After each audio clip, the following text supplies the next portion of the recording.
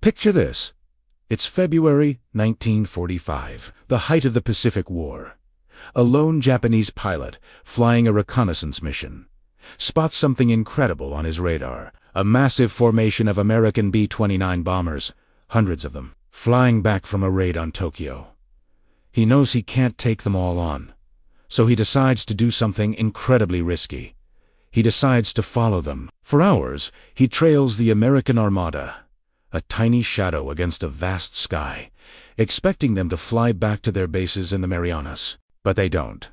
Instead, they begin to descend, not towards the ocean, but towards a tiny, volcanic island he'd never paid much attention to before. As he gets closer, his jaw drops. What he sees defies belief.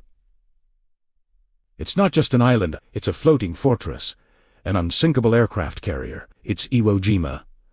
And it's not a patch of volcanic rock anymore, it's an island of runways. This is the story of one of the most audacious and pivotal engineering feats of World War II. And the day a Japanese pilot got a terrifying glimpse into the sheer industrial power of the United States. To understand how this happened, we need to go back a bit. The B-29 Superfortress was a marvel of aviation technology. It could fly higher, faster, and carry a heavier bomb load than any other bomber in the world. From their newly captured bases in the Mariana Islands, like Saipan and Tinian, these silver giants could finally reach the Japanese mainland. There was just one huge problem. The flight to Japan and back was over 3,000 miles, a grueling 16-hour journey at the very edge of the B-29's range. Every mission was a white-knuckle ride. Engines failed, fuel ran low, and any damage from enemy fighters or anti-aircraft fire could be a death sentence over the vast, empty Pacific.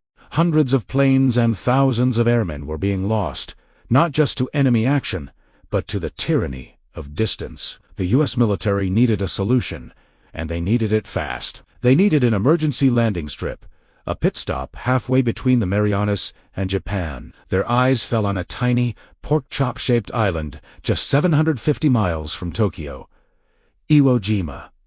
But taking Iwo Jima was never going to be easy. The Japanese knew its strategic value just as well as the Americans did. Under the command of Lieutenant General Tadamichi, they had turned the 8-square-mile island into one of the most heavily fortified positions on Earth.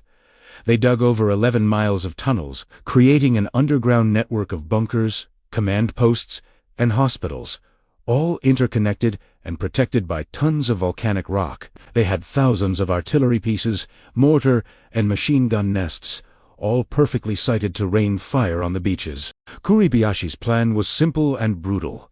Let the Americans land, then annihilate them. He famously told his men, "We shall not die until we have killed 10 of the enemy."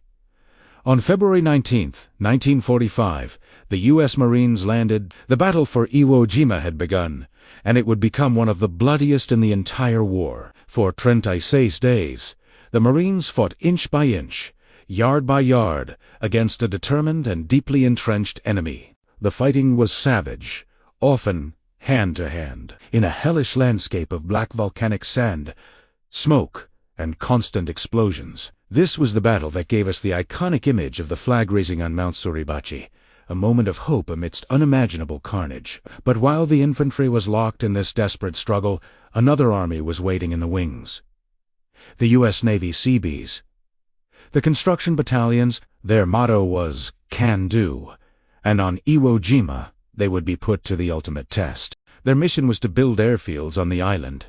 Even while the battle was still raging around them, it was a race against time. The B-29s were still flying their perilous missions, and every day without an emergency field meant more planes and crews lost. Just 4 days after the initial landings, with the southern part of the island secured but fighting still fierce just a short distance away, the first Seabees came ashore. Their task seemed impossible. The island was a wreck, pockmarked with shell craters and littered with the debris of war. The ground itself, a loose volcanic ash, was a nightmare to build on. It wouldn't compact, and heavy equipment would just sink into it. But the Seabees were masters of improvisation. They brought in massive rollers and tons of crushed coral from the beaches, mixing it with the ash to create a stable foundation. They worked around the clock, under constant threat of Japanese artillery and sniper fire. bulldozers, graters, and scrapers, many of which had to be repaired on the spot after being damaged in the landings, roared day and night. The noise was deafening, a symphony of construction mixed with the sounds of battle. They weren't just building runways. They were fighting their own war. A war against geology, time, and an enemy that was often just over the next ridge. And then it happened. On March 4th, only a few weeks into the battle, a B-29 named Dynamite appeared in the sky, trailing smoke from a damaged engine. It had been hit over Tokyo and was critically low on fuel. It had no chance of making it back to Saipan. The pilot, Lieutenant Fred Malo, saw the partially completed runway on Iwo Jima, Isan Leo. The Seabees on the ground saw him coming and scrambled to clear the runway of equipment. The bomber came in hot and fast, its massive frame touching down on the freshly graded strip. It bounced, swerved, but held together, rolling to a stop just feet from the end of the runway. The 11 men of its crew had been saved. The moment Dynamite landed was a turning point. It was proof of concept. The island fortress could work. That single landing justified all the blood and sacrifice. And it was just the beginning. The Seabees redoubled their efforts, expanding the existing Japanese airfields and building new, longer ones capable of handling the constant flow of crippled bombers. Which brings us back to our Japanese reconnaissance pilot. As he circled high above Iwo Jima, what he saw must have been both awe-inspiring and terrifying. Below him, the island was being transformed at a speed he couldn't comprehend. What was once a barren volcanic wasteland was now a bustling hub of activity. He saw not one, but multiple airfields taking shape. He saw dozens of B-29s parked on the ground, undergoing repairs. He saw a logistical miracle. The Americans weren't just taking the island, they were colonizing it, turning it into a forward base, right on Japan's doorstep. By the time the battle for Iwo Jima officially ended on March 26th, the island's airfields were fully operational. Throughout the rest of the war, they became a sanctuary for damaged B-29SA over 2,200. Superfortresses made emergency landings on Iwo Jima, saving the lives of nearly 25,000 American airmen. That's 25,000 sons, husbands, and fathers who returned home because of the runways built under fire. The island also became a base for P-51 Mustang fighters, which could now escort the bombers all the way to Japan and back, drastically reducing their losses to Japanese fighters. The story of Iwo Jima is often remembered for the brutal fighting and the famous flag raising.